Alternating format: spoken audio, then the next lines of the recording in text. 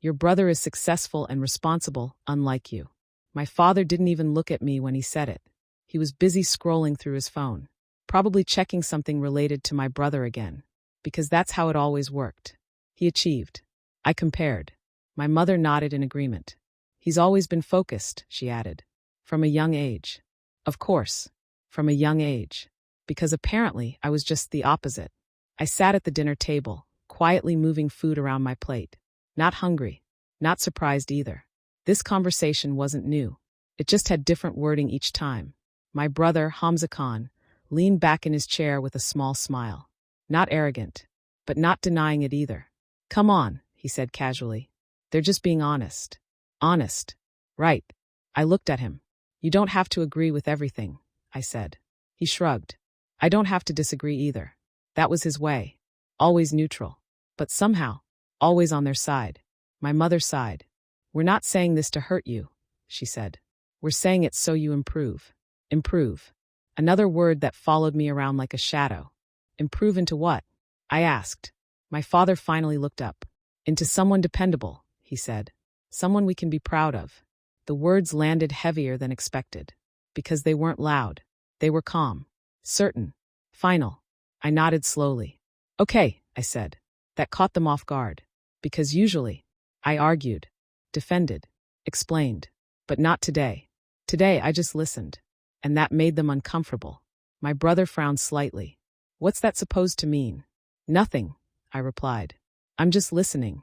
My mother exchanged a glance with my father. Because something had shifted. They could feel it. But they didn't understand it yet.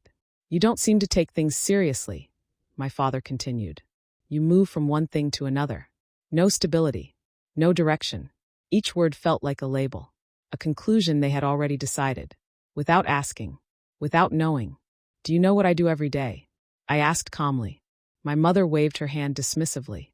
You work somewhere, yes. Somewhere. That was all they knew. All they cared to know. I smiled slightly. Not sarcastically. Not bitterly. Just knowingly. Right, I said. Because that was the problem. They didn't know. And they never tried to. My brother leaned forward. Look, he said. No one's attacking you. It just looks like you're not doing much. Looks like. That phrase said everything. Because they were judging what they could see. And ignoring everything they couldn't. I placed my fork down. Slowly. Carefully. And what exactly do you see? I asked. Silence. My father answered first. A job that doesn't matter. My mother added. No real progress. My brother finished it. No impact. I nodded. Got it, I said. The calm in my voice made the room feel different. Heavier. More focused. Because they expected resistance. Not acceptance. But what they didn't realize was that I wasn't accepting their judgment. I was understanding it. Breaking it down. Seeing exactly where it came from. And more importantly, why it was wrong. You think Hamza is successful, I said. My father nodded immediately. He is. No doubt about that. I looked at my brother, then back at them. And you think I'm not? Yes, my mother said simply. No hesitation. No doubt. Just certainty. I took a slow breath, then leaned back slightly. Okay, I said. Then I guess it's time you actually see the full picture. My brother frowned. What does that mean? I met his eyes, then looked at my parents. It means, I said calmly, you've been comparing two people, without knowing what either of them is really doing. The room went silent, because something in my tone had changed.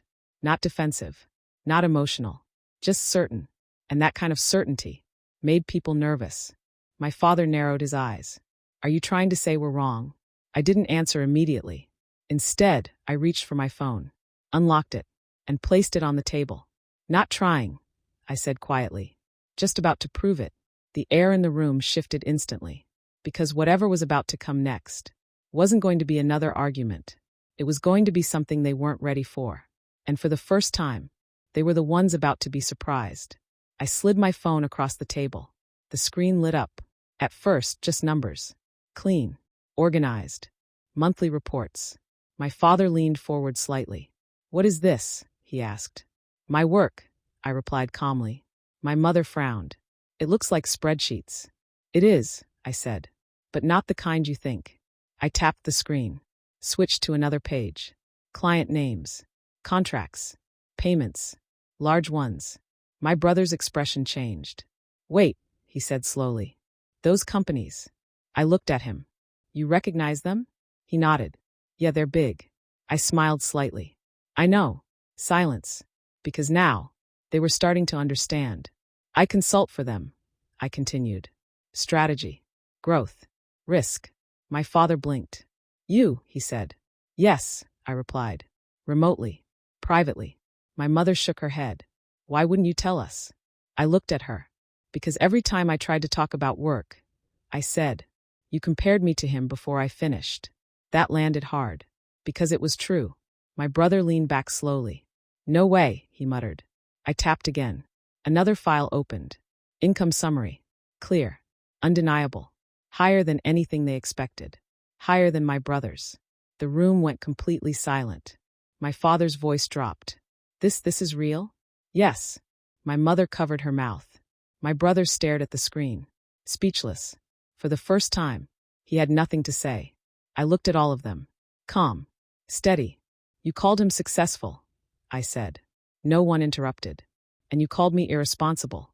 A pause. Then I added quietly. You were only seeing half the story. My father sat back slowly. Processing. Recalculating everything he thought he knew. This changes things, he said. I shook my head. No, I replied. It doesn't. Confusion again. What do you mean?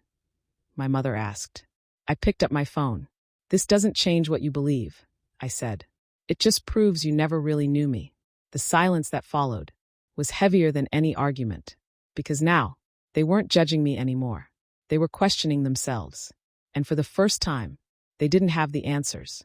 No one spoke. The same table where I was judged minutes ago was now completely silent. My father stared at the screen, then at me, like he was seeing me for the first time. My mother looked down, ashamed. My brother said nothing, which for him meant everything. I stood up slowly, not to leave in anger, but because I had said enough. I didn't do all this to prove you wrong, I said calmly. I did it because I needed to prove myself right. No one interrupted. Because now, they were finally listening. My father cleared his throat. We didn't know, he said quietly. I nodded. You didn't try to know, I replied. That truth settled deep. Uncomfortable. Unavoidable. My mother looked up, eyes filled with regret. We're proud of you, she said softly. I smiled slightly, not out of happiness, but understanding. Because now, their approval didn't mean what it used to. I don't need that anymore, I said. A pause. Then I added, but I hope you learn from this. No anger. No bitterness. Just clarity. I picked up my jacket and walked toward the door. This time, I didn't feel compared. I didn't feel less. I felt complete, because I finally knew my worth, even if they didn't, or learned too late. Glowing star moral of the story. Never let comparisons define your value. People only see what you show them, but your real worth is built in silence and revealed in time.